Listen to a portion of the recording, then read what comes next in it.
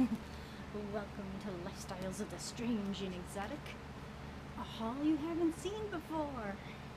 I'll give you a moment to recover from the shock. No, I'm still... I still don't know. It's like, I can't put my lamp anywhere where it will glow this way, because the plug is in the wrong place. So I'm not quite sure if I'm like the Shadow Master or what. But I'll attempt this. Now for every Summerfest, at least when I was a wee little nerd, the main reason you go is for the bookstore in the Unitarian Church. Children would have a book sale, and it would be like, was it 25 cents for the soft covers and like 50 for the hard or something like that, and then now it's like 25 cents for the soft cover still and like $1 for the hardcover, which is freaking awesome. And they still have it during the Summerfest, but throughout the year they have the bookshop open twice a month, and I wasn't quite sure if they still did it or not. So I emailed her and she's like, well, do you still have like the bookstore, because I couldn't find anything on the particular church's website there. And she's like, yeah, and it's this and the other thing. So I'm like, so I had to wait for the first Friday of the month, which is today. Yes. And it was like at 5:30. So I'm like, well, that's pretty good. You know, I can do other stuff and pitter patter around, and of course I hit the will to, you know, kill some time. Sadly came away with nothing because I had crap. This nothing I couldn't wait till Monday for. And went to said bookstore. Now I'm thinking I'm going to be like the only one, because I don't know how many people still want actual books. And I get there, you know, a few minutes early, and this, you know, all the doors were closed. But during the Summerfest, you go down sort of the secret way, kind of direct into the basement. It's like, well, that seems kind of strange to do that, you know, during the day or whatever. It's like, well, okay, the front door didn't work; it was still locked. You had to go in the side door. And this woman comes in, like, is, you know, how do you get in? And I'm like, I'm not quite sure. And then this guy comes, it's like, well, you usually come in the side door. So it's like 3 people there when I was there, thinking, and they were from like surrounding areas. I'm like, well, this must be a pretty popular thing then, because I'm figuring I'm going to be the only one there. So they let us into the wonderment of sort of the bookshop. And I just love the smell of old books. I just like being there. The only problem is I have to stop when I can like no longer hold the books. So I found quite a few odds and ends, and I did end up putting away A Brief History of Time by Stephen Hawking that I might get next time I go. So I got Reaching on the Top of the Pile. Is There Life Out There? Other Worlds by Carl Sagan. And I just sort of picked this up randomly, and it was just sort of, I don't know, it's like a picture book. So it's like Cosmos Light. Is it really possible in our Milky Way galaxy of 250 billion stars, in a universe of perhaps 100 billion galaxies, that our sun is the only star with an inhabited planet? And it goes, a light and airy ramble through other worlds, a gallery of moons, suns, planets, and comets. Carl Sagan's views on the galactic telephone and the cosmic clock, big beasts on Mars, the speed of light is a barrier of space flight, sex and DNA, fringe science, UFOs, astrology, chariots, Velikovsky's astral projection. Trying to find from 1975, so this was before the Voyager program, so this is kind of nifty. So I like Carl Sagan. If anybody's ever seen Cosmos, original Cosmos, you know, you would have known him. So this should be very, very interesting. If it reads the way he speaks and sort of projects himself, it should be very lyrical. So this I thought would be fun. I'd never even heard of this, because you've heard of Contact and, you know, various other books that he's written. So that was a quickie, and that was a 25-cent one. This one I picked up, never even thinking to look for it, even though I have wanted to find it. And it is A Night to Remember by Walter Lord. Now, if you've seen anything dramatic on the Titanic, or not on the Titanic, of the Titanic, this is where it all started. This is like the first novelization of the tragedy. So, and I think I looked on like Amazon and they wanted like a buttload for the book. I don't remember. So, when the heck was this? This originally came out in 1955. So, this is sort of the mothership of all the Titanic novelizations. This is the quintessential book on the Titanic. Not necessarily historically, but, you know, devotion, gallantry, Benjamin Guggenheim changing to evening clothes to meet his death, Mrs. Isidore Straus clinging to her husband, refusing to get into a lifeboat, Arthur Ryerson giving his lifebelt to his wife's maid. It is a book to remember.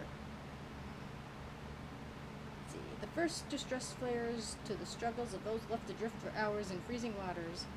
Here is a legendary disaster, relived by the few who survived, and can never forget the many who did not. So I was like, and this is 25 cents, and I'm like, beam of light, ah! So, booyah, and this came from Bantam. This one was another Bantam. So this should be very, very interesting. Yeah, Titanic, the movie, if it didn't suck. So, and they did make a couple of movies called A Night to Remember, based directly off this book. So this is one I can't wait to read. I can't believe I found it. It's like the first thing I found too. People must have thought I was nuts when I go, oh my god, like reacting to books that I find. This next one just made me giggle. Now, the 70s, a look ahead at the new decade. Now, I don't know how many people are like recent history buffs. I mean, everybody knows about the 60s, peace, love, joy, free sex, whatever the hell it was happened in the 60s. And then you got the 80s with like the retro, the beginning of MTV. And then most of us were alive in the 90s and beyond.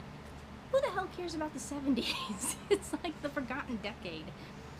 And I was kind of flipping through and it's talking about the economy on Vietnam and different things. And let's see, most of this is from like the National Observer. Copyright 1969 and 70. So how many years? Not quite 40 years. Should be interesting to look back as they're looking forward. So I kind of want to know, okay, this might happen, to see, okay, did what they were kind of hoping for happen, and so it's a very interesting way to kind of look, as they're looking into the future, you're looking into the past, you know, wibbly wobbly, timey-wimey type of thing. So when I saw this, I had to giggle, and I'm like, yeah, definitely the forgotten decade. See, what was the good thing that came out of the 70s? Disco? Don't diss disco, okay? So yeah, that made me giggle. The next one these next two ones were $1. I looked at it and I'm like, I don't know, and I kind of put it down, then I kind of picked it up, then I put it down. And this is Tips for Quilters, plus 63 of your favorite quilt patterns, which is the reason I picked it up. And that's kind of how I do my quilted bags, which eventually I might do a video on.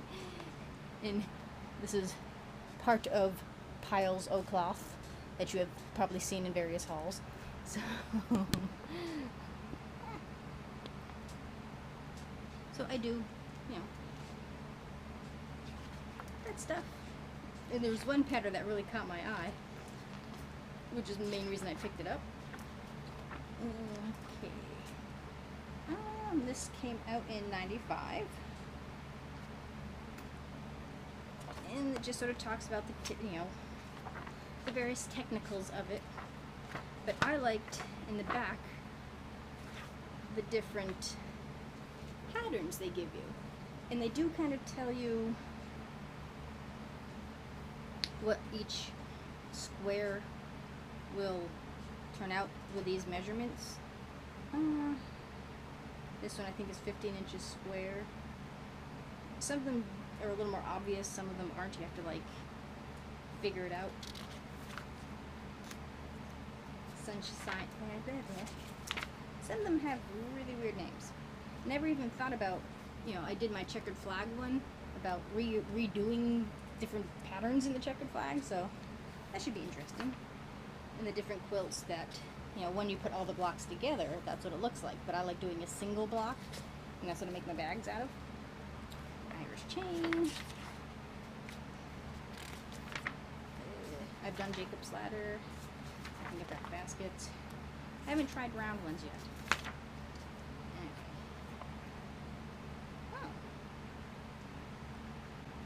Oh. Ah, I'm passed out. There we go. Sit, stay. And the last book, I barely even had to look at. I'm like, oh yeah, a book for this. Dusty.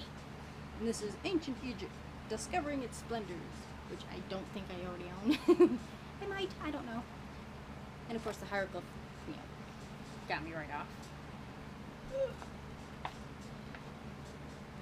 See, this is the type of book that Kindle just ain't gonna play, you know. This is a book you need to physically have in your hands. I like the smell of must, I just don't need to inhale it.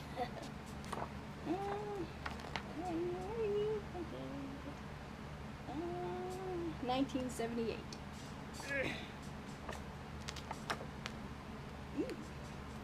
Very pretty picture of what Egypt would have looked like.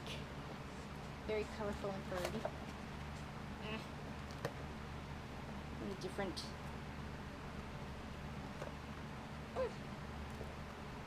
And you know, it gives you a little more scale. I mean, who's gonna, you know, grasp the wonders of the pyramid on like a 2-inch Kindle picture, you know? And some of the artifacts. Ugh. So yeah, this, I didn't even have to really look through this. I'm like, oh yeah, that's mine. And for a book like this, for a buck, hell yeah.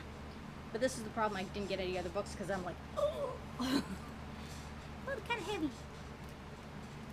Which was my problem during Summerfest too, because that's like the first place you go and then you're like stuck with 10,000 books the rest of the way. Because I get the humongous, you know, medical books. So 90% of my library pretty much has come from that particular bookshop. So, yay. So I'll have to go back and, you know, peruse again. But of course the one Dan Brown, that book that I don't have physically, of course they didn't have.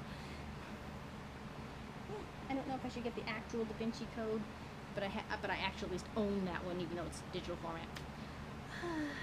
But I just like the first whiff of musty books. And then once you know I passed on my way home a place that had free books, and I'm like, what street is this? Keep going. It was getting dark, so I wouldn't have been able to see the free books anyways. But if I do go again, I'll have to remember to bring my headlamp, because some of the places are kind of dark down in the cellar. Because you have like the cellar, and then like the sub-basement, where all the good stuff is. At least all the stuff that interests me more anyway. So, that was a very successful little trip. And I earned my donut. So, as I'm sweltering now, thank you for watching. Do comment down below if there's any like little nooks and cranny bookstores, which are pretty much the only place you're going to find books now, because an actual brand new bookstore doesn't exist anymore. And if it does, it's far off beyond where you are. Oh well. Thumbs up for books. You know, the old-fashioned kind that are wonderful. And subscribe. There's always room for one more. Like there's always room for one more book in one's library. At the strange and exotic. See you next time. Happy reading.